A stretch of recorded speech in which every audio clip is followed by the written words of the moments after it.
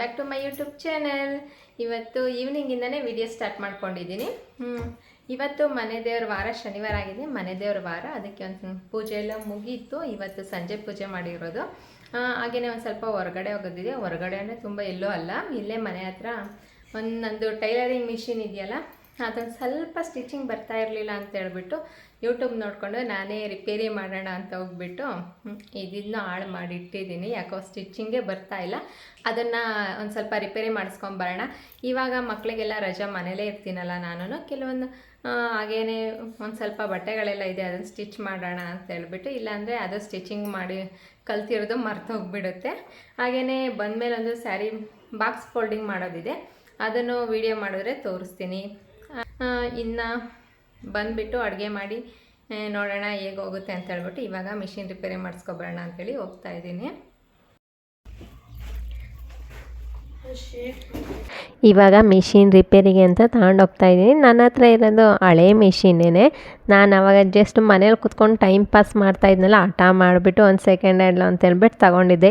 ಇವತ್ತು ನಮ್ಮ ಮನೆಯವ್ರು ಹೇಳ್ತಾರೆ ಮಿಷಿನ್ನು ಚೆನ್ನಾಗಿಲ್ಲ, ಬೇರೆದು ಹಾಗೇ ಇವಾಗೆಲ್ಲ ಯೂಸ್ ಮಾಡ್ತಾಯಿಲ್ಲ, ಹಾಗೆ ಕಬೋರ್ಡ್ ಒಳಗೆ ಇಡೋದು, ಬಾಕ್ಸಿಗೆ ಹಾಕ್ಕೊಂಡು ಆ ಥರ ತಗೋಬೇಡ, ಬೇಕು ಅಂದರೆ ಇದನ್ನು ಯಾಕೆ ಇಷ್ಟೊಂದು ಜಾಗ ವೇಸ್ಟ್ ಆಗುತ್ತೆ, ಕೊಟ್ಬಿಡು ಅಂತ. ನನಗೆ ಇದನ್ನು ಕೊಡೋಕೆ ಇಷ್ಟನೇ ಇಲ್ಲ.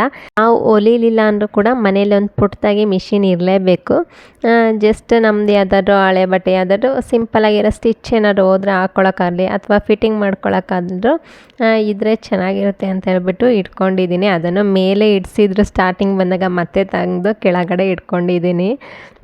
ಇವಾಗ ಹೋಗೋಣ ಅಂತ. ನಾವು ಒಂದು ವಾರ ಆಗಿತ್ತು ಗಾಡಿ ಸ್ಟಾರ್ಟ್ ಮಾಡಿಬಿಟ್ಟು, ಗಾಡಿ ತೆಗ್ದೇ ಇರಲಿಲ್ಲ. ಅದಕ್ಕೆ ಇವಾಗ ಅದನ್ನೆಲ್ಲ ನೀಟಾಗಿ ಒರೆಸ್ಕೊಂಡು ಹೋಗಿ ಬರೋಣ ಅಂತ ಹೇಳ್ಬಿಟ್ಟು ನಾನು ನನ್ನ ಮಗ ಇಬ್ಬರೂ ಹೋಗ್ತಾಯಿದ್ದೀನಿ. ಇಲ್ಲೇ ಮನೆ ಪಕ್ಕದಲ್ಲೇ ಕೊಡೋಕೆ ಹೋಗಿದ್ವಿ ಅಂತ ಹೇಳಿದ್ನಲ್ಲ, ಇವಾಗ ಕೊಟ್ಟು ಬಂದು ಹಾಗೆ ಒಂದು ಸ್ವಲ್ಪ ನನ್ನ ಮಗ ನೆನೆಯಿಂದ ಇದು ಆಲೂಗೆಡ್ಡೆ ಚಿಪ್ಸ್ ಮಾಡು ಅಂತ ಹೇಳ್ಬಿಟ್ಟು ಹೇಳ್ತಾನೆ ಇದ್ದ. ಅದಕ್ಕೆ ಆಲೂಗೆಡ್ಡೆ ಇದೆ, ಊರಿಂದ ತಂದಿದ್ದು, ಅದೊಂದು ಸರಿಯಾಗಿ ಅದೊಂದು ಶೇಪಲ್ಲಿಲ್ಲ, ಚಿಕ್ಕದು ದೊಡ್ಡದು ಆ ಥರ ಎಲ್ಲ ಇದೆ. ಅದಕ್ಕೆ ಈ ಥರ ಒಂದು ಅರ್ಧ kg ಅಷ್ಟು ಈ ಥರ ರೌಂಡ್ ಶೇಪಲ್ಲಿರೋ ಆಲೂಗೆಡ್ಡೆ ತಗೊಂಡು ಬಂದೆ. ಇವಾಗ ಈವ್ನಿಂಗ್ ಸ್ನ್ಯಾಕ್ಸ್ ಒಂದು 6 o'clock ಆಗಿದೆ.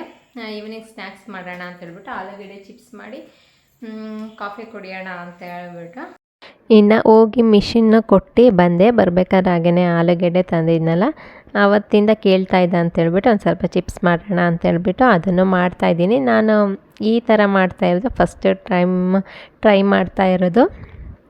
ಫುಲ್ ವೀಡಿಯೋ ಮಾಡ್ಕೊಳ್ಳೋಣ ಅಂದ್ಕೊಂಡೆ. ಹಾಗೆಯೇ ಫೋನ್ ಬಂತು, ಫೋನಲ್ಲಿ ಮಾತಾಡ್ಕೊಂಡು ತುಂಬ ಏನು ಮಾಡಲಿಲ್ಲ, ಸ್ವಲ್ಪ ಮಾಡಿದ್ದೀನಿ. ನೆಕ್ಸ್ಟ್ ಯಾವಾಗಲಾದ್ರೂ ಇನ್ನೊಂದು ಸಲ ಮಾಡೋಣ ಅಂತ ಅಂದ್ಕೊಂಡಿದ್ದೀನಿ. ಆವಾಗ ಮಾಡಿದಾಗ ಆ ರೆಸಿಪಿ ಕೂಡ ಶೇರ್ ಮಾಡ್ಕೊತೀನಿ. ಹಾಗೆ ನೈಟ್ ಒಂದು ಸ್ವಲ್ಪ ಸಾಂಬಾರು ಮಾಡಬೇಕಿತ್ತು, ಸಾಂಬಾರು ಮಾಡಿ ಊಟ ಮಾಡಿ ಮಲ್ಕೊಂಡ್ವಿ. ನಾನು ಮತ್ತೆ ನೆನ್ನೆ ಆ ಟೈಲರಿಂಗ್ ಹೋಗಿ ಬಂದಾದ್ಮೇಲೆ ಮತ್ತೆ ಇನ್ನೇನು ವೀಡಿಯೋ ಮಾಡಲಿಲ್ಲ. ಮತ್ತು ಒಂದು ಸ್ವಲ್ಪ ಚಿಪ್ಸ್ ಮಾಡೋದಿತ್ತಲ್ಲ, ಅದನ್ನು ಮಾಡ್ಕೊಂಡ್ವಿ. ನೆಕ್ಸ್ಟ್ ಇವಾಗ ಬೆಳಗ್ಗೆಯಿಂದ ಮತ್ತೆ ವಿಡಿಯೋ ಸ್ಟಾರ್ಟ್ ಮಾಡಿದ್ದೀನಿ. ಕಂಟಿನ್ಯೂ ಬೆಳಗ್ಗೆ 11:15 ಆಗಿದೆ, ಇನ್ನೂ ತಿಂಡಿ ಮಾಡಿಲ್ಲ. ಶಾವಿಗೆ ಬೇಯಿಸಿಟ್ಟಿದ್ದೀನಿ. ನಮ್ಮ ಮನೆಯವರು ಕಾರ್ ವಾಶ್ ಮಾಡಿಸ್ಕೊಬರೋಣ ಅಂತೇಳಿ ಹೋಗಿದ್ದಾರೆ. ತುಂಬ ದಿನ ಆಯಿತು ಕಾರ್ ವಾಶ್ ಮಾಡಿಸಿ ಅಂತೇಳಿ. ನಾನು ಅಷ್ಟೊತ್ತಿಗೆ ತಿಂಡಿ ಮಾಡೋಣ ಅಂದ್ಕೊಂಡೆ. ಅವರು ಅಲ್ಲೇ ತಿಂಡಿ ತಿಂತಾ ಇದ್ದೀನಿ ಅಂದರೆ ನಮಗೂ ತಗೊಬನ್ನಿ ಅಂತ ತಕ್ಷಣ ಸರಿ ತರ್ತೀನಿ ಅಂತ ಹೇಳಿದ್ದಾರೆ. ಅವ್ರು ಬಂದಮೇಲೆ ತಿಂಡಿ ತಿನ್ನಬೇಕು. ಇನ್ನು ಇವತ್ತು ಪಾಪು ಬರೋಕ್ಕೆ ಹೋಗಬೇಕು. ತುಂಬ ಒಂದು ಮಂತೆ ಆಯಿತು ಡೆಲಿವರಿ ಆಗಿ, ನಾವು ಹೋಗೇ ಇಲ್ಲ. ಲಾಸ್ಟ್ ವಿಡಿಯೋ ಹಾಕಿದ್ದೆ ಅವ್ರಿಗೆ ಅಡುಗೆ ಮಾಡೋಕ್ಕೆ ಅಂತ ಹೇಳ್ಬಿಟ್ಟು ಹೋಗಿದ್ದೀವಿ ಅಂತ. ಮತ್ತು ಸೀಮಂತ ಕೂಡ ಆಗಿತ್ತಲ್ಲ, ಅವ್ರ ಮನೆಗೆ ಇವತ್ತು ಪಾಪು ನೋಡ್ಕೊಂಬರೋಣ ಅಂಥೇಳಿ. ಡೆಲಿವರಿ ಆಗಬೇಕಾದ್ರೆ ಕರೆಕ್ಟಾಗಿ ಎಕ್ಸಾಮ್ ನಡೀತಾ ಇತ್ತು. ಅದು ಎಕ್ಸಾಮ್ ಮುಗ್ದಿದ್ದ ದಿನವೇ ನಾವು ಊರಿಗೆ ಹೋದ್ವಿ, ಜಾತ್ರೆ ಅಂತೇಳಿ. ಅಲ್ಲಿಂದ ಬಂದು ಮತ್ತೆ ಒಂದು ವಾರ ತಂಗಿ ಮನೆಗೆ ಹೋದ್ವಿ. ಹೋಗೋಕ್ಕೆ ಆಗಿರಲಿಲ್ಲ. ಇವಾಗ ಫಸ್ಟು ಪಾಪ ನೋಡ್ಕೊಬರೋಣ ಅಂತ ಹೇಳ್ಬಿಟ್ಟು ಇವತ್ತು ಹೋಗೋಣ ಅಂತ ಪ್ಲ್ಯಾನ್ ಮಾಡ್ಕೊಂಡಿದ್ದೀವಿ. ಅದಕ್ಕೆ ಕಾರ್ ವಾಶ್ ಮಾಡಿಸ್ಕೊಬರೋಕ್ಕೆ ಹೋಗಿದ್ದಾರೆ. ಅಷ್ಟೊತ್ತಿಗೆ ನಾನು ಪಾತ್ರೆ ತೊಳೆದ್ಬಿಟ್ಟು ನೆಕ್ಸ್ಟು ಸಿಗ್ತೀನಿ.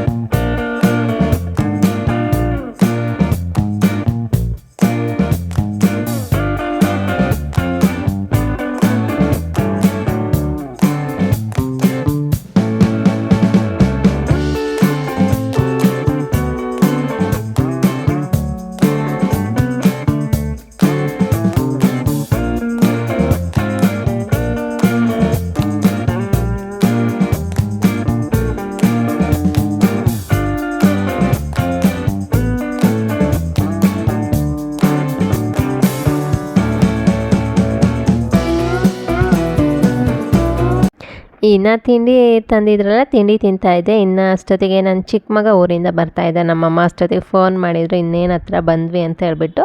ನಮ್ಮ ಮನೆಯಿಂದ ಏನು 8ನೇ ಮೈಲಿಗೆ ಒಂದು 5-10 ನಿಮಿಷ ಅಷ್ಟೇ ಆಗೋದು. ಇವಾಗ ನಾವಿರೋ ಏರಿಯಾದಿಂದ ಹೋದರೆ ಒಂದು ಸಾಕು. ನಮ್ಮ ಮನೆಯವ್ರು ಯಾರು ಓಡಿಸಿದ್ರೆ 5 ನಿಮಿಷ, ನನಗಾದರೆ ನಿಧಾನಕ್ಕೆ ಹೋಗ್ತೀನಿಲ್ಲ, ನನಗಾದರೆ 10 ನಿಮಿಷ ಬೇಕು. ಅವನನ್ನು ಕರ್ಕೊಂಬರೋಣ ಅಂತ ಹೇಳ್ಬಿಟ್ಟು ನಾವು ಹೋದ್ವಿ. ಹಾಗೇನು ಕರೆಕ್ಟ್ ಟೈಮಿಗೆ ಹೋದ್ವಿ.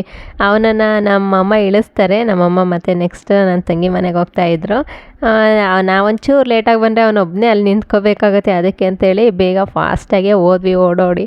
ಅಷ್ಟೊತ್ತಿಗೆ ಕರೆಕ್ಟಾಗಿ ನಾವು ಅಲ್ಲಿ ಹೋದ ತಕ್ಷಣ ಅವರು ಬಂದು ಇಳಿದ್ರು.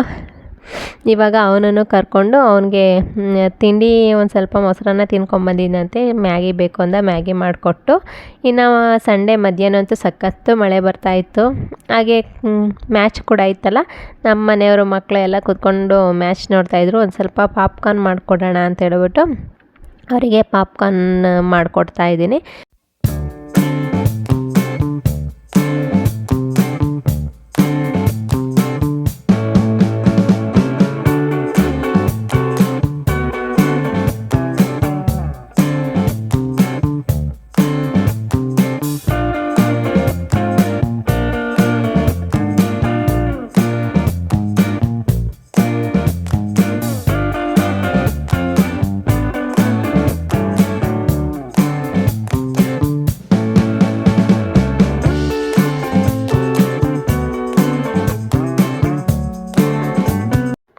ಅವ್ರು ಆ ಸೈಡ್ ಟಿ ವಿ ನೋಡ್ತಿದ್ರೆ, ನಾನು ಈ ಕಡೆ ಒಂದು ಸ್ವಲ್ಪ ಡೆಸಿಕೇಟ್ ಕೋಕೋನಟ್ ಪೌಡರ್ ಬೇಕಿತ್ತು, ಅದನ್ನು ಮಾಡ್ಕೊಳ್ಳೋಣ ಅಂತೇಳಿ ಪ್ರಿಪೇರ್ ಮಾಡ್ಕೊತಾ ಇದ್ದೆ.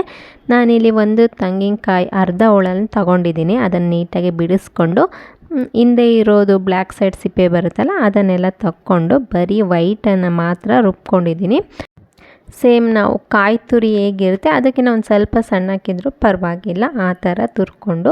ನನಗೆ ಮನೇಲಿ ಒಂದು ಸ್ವಲ್ಪ ಇದೆ, ಇನ್ನೊಂದು ಸ್ವಲ್ಪ ಬೇಕಿತ್ತು ಇದು ಡೆಸಿಕೇಟ್ ಕೋಕೋನಟ್ ಲಡ್ಡು ಮಾಡೋಣ ಅಂತ ಹೇಳ್ಬಿಟ್ಟು. ಅದಕ್ಕೆ ಇನ್ನೊಂದು ಸ್ವಲ್ಪ ಬೇಕಿತ್ತಲ್ಲ ಅಂತ ಅರ್ಧ ಹೋಳು ಮಾತ್ರ ಹಾಕ್ಕೊಂಡು ಅದನ್ನು ಬಿಸಿ ಮಾಡ್ಕೊಂಡಿದ್ದೀನಿ. ಚೆನ್ನಾಗಿ ಈ ಥರ ಉದ್ರುದ್ರಾಗಿರಬೇಕು, ಆ ಥರ ಫ್ರೈ ಮಾಡ್ಕೋಬೇಕು. ಇದಕ್ಕೇನು ಆಯಿಲ್ ಹಾಕಬೇಕು ಅಂತ ಇಲ್ಲ, ಹಾಗೆಯೇ ಡ್ರೈ ಫ್ರೈ ಮಾಡ್ಕೋಬೇಕು. ಮನೇಲಿ ಒಂದು ಸ್ವಲ್ಪ ಇತ್ತಲ್ಲ, ಅದನ್ನು ಕೂಡ ಲಾಸ್ಟಿಗೆ ಹಾಕ್ಕೊಂಡು ಒಂದು ಸ್ವಲ್ಪ ಬಿಸಿ ಮಾಡಿಕೊಂಡು ಇವಾಗ ಒಂದು ಪ್ಲೇಟ್ಗೆ ಎತ್ತಿಟ್ಕೊಳ್ತಾ ಇದ್ದೀನಿ. ತುಂಬ ಈಸಿಯಾಗಿ ಡೆಸಿಕೇಟ್ ಕೋಕೋನಟ್ ಪೌಡರ್ನ ಮಾಡಿ ಇಟ್ಕೊಬೋದು.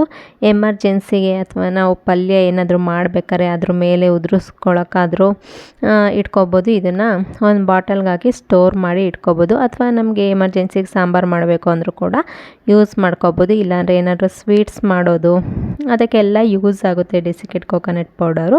ನಾನಿವತ್ತು ಒಂದು ಸ್ವೀಟ್ ರೆಸಿಪಿ ಮಾಡೋಣ ಅಂತಲೇ ಹೇಳ್ಬಿಟ್ಟು ಈ ಪೌಡರ್ನ ರೆಡಿ ಮಾಡಿ ಇಟ್ಕೊಂಡಿದ್ದೀನಿ. ನಾನು ನಾಳೆ ವಿಡಿಯೋ ಹಾಕ್ತೀನಿ ಏನು ನಾನು ಪ್ರಿಪೇರ್ ಮಾಡಿದೆ ಅಂತ ಹೇಳ್ಬಿಟ್ಟು.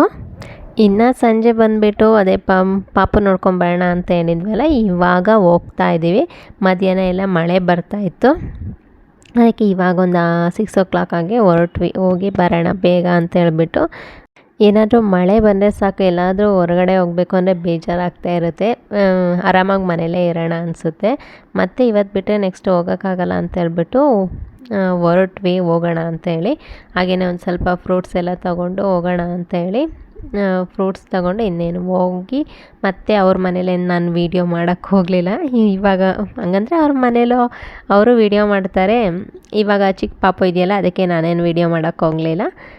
ನೆಕ್ಸ್ಟು ಅಲ್ಲಿಂದ ಸ್ಯಾರಿ ಶಾಪಿಗೆ ಅಂತೇಳ್ಬಿಟ್ಟು ಅಲ್ಲಿಗೆ ಹೋಗಿ ಮತ್ತೆ ಹೋಟೆಲಲ್ಲಿ ಊಟ ಮಾಡಿಕೊಂಡು ಮನೆಗೆ ಬಂದ್ವಿ. ನಿಮ್ಗೇನಾದರೂ ಈ ವಿಡಿಯೋ ಸ್ವಲ್ಪನಾದರೂ ಇಷ್ಟ ಆದರೆ ಪ್ಲೀಸ್ ಲೈಕ್, ಶೇರ್, ಕಮೆಂಟ್ ಮಾಡಿ. ಹಾಗೆ ನನ್ನ ಚಾನಲ್ನ ಸಬ್ಸ್ಕ್ರೈಬ್ ಮಾಡ್ಕೊಂಡು ನೋಡಿ.